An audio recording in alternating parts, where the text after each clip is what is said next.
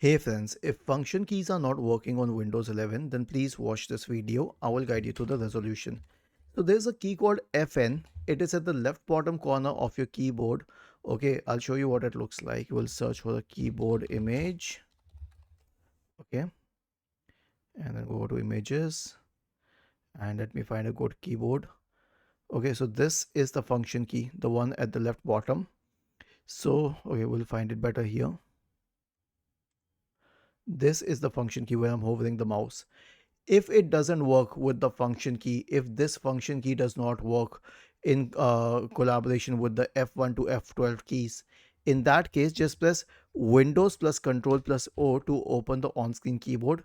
Press the function key here, it will change its color, and then you can use the other keys along with. Was this helpful? If yes, then please subscribe to the channel. If not, then let us know in the comment section of the video on how we could help you further. Thank you for watching this video and have a nice day.